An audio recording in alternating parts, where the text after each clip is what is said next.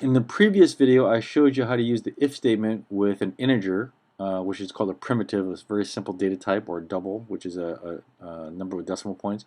If you want to use if statements with strings or compare strings to other strings, you have to use a slightly different method. So let's start off here. I'll call this string equals. I'll go in here and I'll highlight everything, delete it, public class string equals 1, 2, 3, and class string equals, and I'll go public static void main string args 1, 2, 3, and method main. Okay, so there's our template. So I'm going to create a string here, and this is something new. String, I'll call it password. I'm going to simulate a password type program. Equals new string, and I'll say the password is ABCD. Okay, not a good password, but I'll just say that's the password.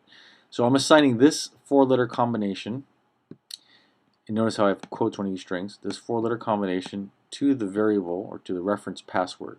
Okay, just think of sticking ABCD in that box. So now I'm going to say if password. Now normally you think double equal sign for integers, but with strings you use dot equals. If you use a double equal sign, that gives you some problems. There's another video that explains the exact difference there. But for now, we'll say equals ABCD, quote, and one more, parentheses. These two parentheses belong to the equals method, or around the quotes here, and this parentheses belongs to that one. Basically, we have to match up pairs. 1, 2, 3, and if, as always. I'll say system.out.println password is correct. Okay, so if the password ABCD equals this, that would be a true statement, a true Boolean statement. So this would be true. Evaluate to the word true. And if it's true, we actually execute the statement inside the curly braces. So let's compile, close, and run it. And you can see that the password is correct.